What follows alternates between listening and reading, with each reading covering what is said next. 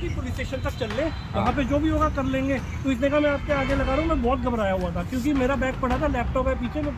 मैं पैसे देने की अगर 1000-2000 रुपये होता जेब में ना, मैं दे चुका होता। एटीएम क्यों मांग रहा था ये? मैंने कहा मेरे पास पैसे नहीं है, मैं पेटीएम कर देता हूँ। कह रहा है एटीएम ढूंढ लो, एटीएम से निकाल के दे दो। एटीएम कार्ड क्यों मांग रहा था? एटीएम चलो, एटीएम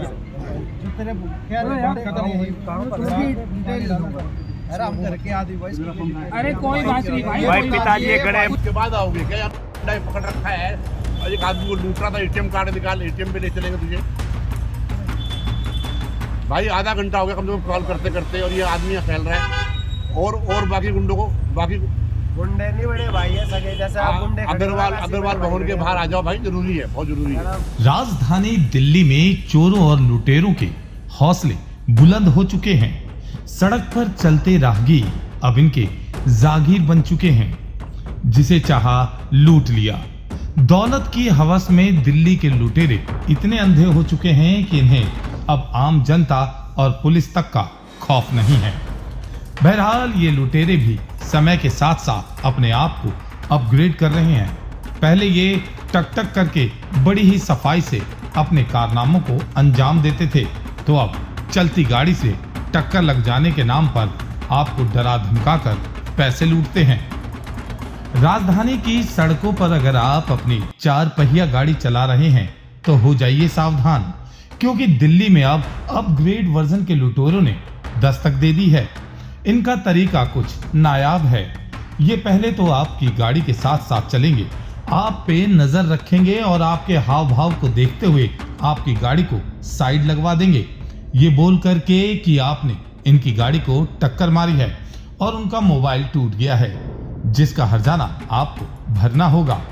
ये लुटेरे अपने आप को लाचार बेबस दिखने का नाटक करेंगे ताकि इन्हें सड़क पर चल रहे राहगीरों का भी समर्थन मिल सके, और फिर यहीं से शुरू होती है लूट की वारदात।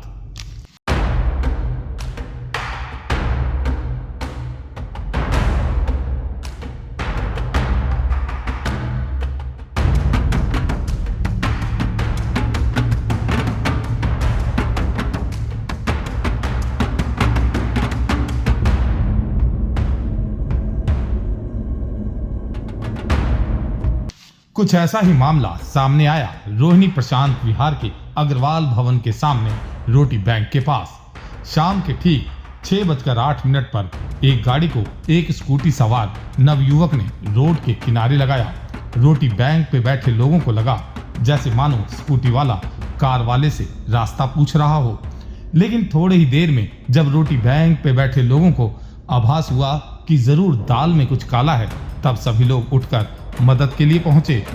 पूछने पर इस स्कूटी सवार बदमाश ने सबसे पहले गाली गलौज करना शुरू कर दिया। हमें समझते देर ना लगी कि ये शख्स कार सवार को लूटने की मंशा से उस पर मोबाइल टूटने और स्कूटी को धक्का मारने का दबाव बना रहा है, और गाड़ी में बैठा शख्स थर थर कांप रहा था।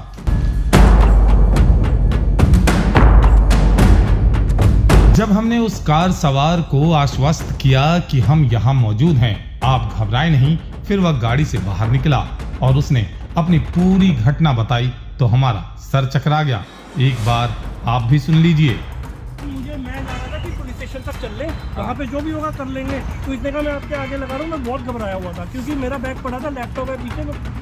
मैं पैसे देने की अगर 1000-2000 रुपये होता जेब में ना, मैं दे चुका होता। एटीएम क्यों मांग रहा था ये? मैंने कहा मेरे पास पैसे नहीं है, मैं पेटीएम कर देता हूँ।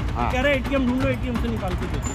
फिर रोकने का ना बोला इन्होंने, वहाँ घेरा था, मैं नहीं रुका। तो मैं थोड़ा आगे आता था क्योंकि रोशनी में रुके ना आके, मैं रुक गया था ना, फिर मैं भी रुका ना रोशनी में। हाँ, तो उसके बाद जब मैं कह रहा हूँ मेरे पास पैसे नहीं है, तुम कह रहे हो एटीएम ढूंढ लो।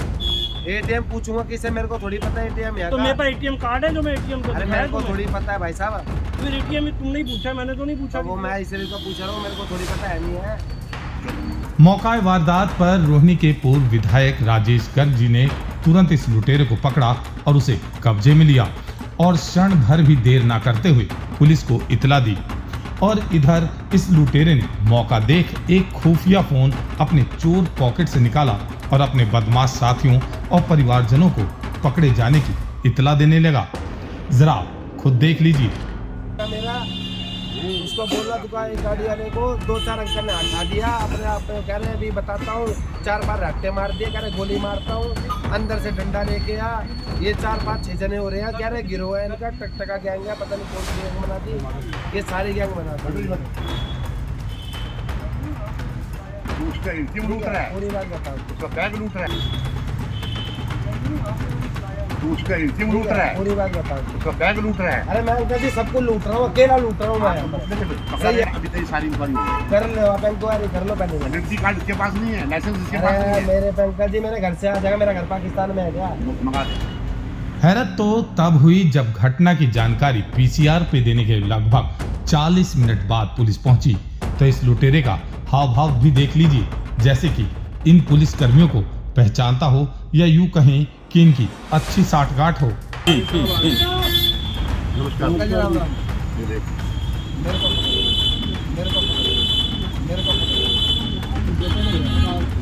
मेरे को बता रहा हूँ।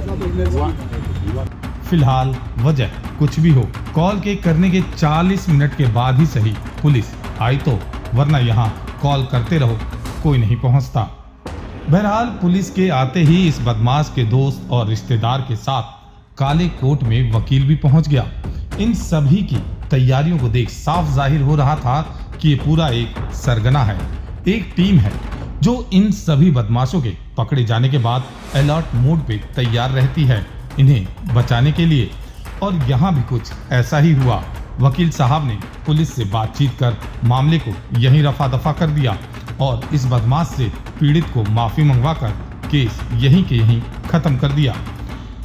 जनाब ये दिल्ली है और यहाँ लुटेरे वारदात बाद में करते हैं, पहले हिफाजतन वकील और दोस्त तैयार कर लेते हैं और ये लोग वारदात से महज चंद कदमों की दूरी पर ही तैनात रहते हैं। ये किस्सा तो सिर्फ इन लुटेरों का मात्र ट्रेलर भर है, असल तांडव तो ये पूरी दिल्ली के हर चौक चौराहे पर करते हैं। हालात सच में दिल्ली के चिंताजनक है। यहाँ पुलिस सुस्त और चोर उचक के मस्त हो रहे हैं। ऐसे में हमारी पुलिस प्रशासन से निवेदन है कि कृपा करके दिल्ली को दिल वालों की ही रहने दे, इसे जंगल राज ना बनने दे। और जनता से अपील है कि इस तरह के गिरोह से सावधान रहें, नहीं तो सावधानी हटी और दुर्घटना घटी। तो ये थे हमारी आज की कुछ खास पेशकश। हमें दीजिए इजाजत। नमस्कार।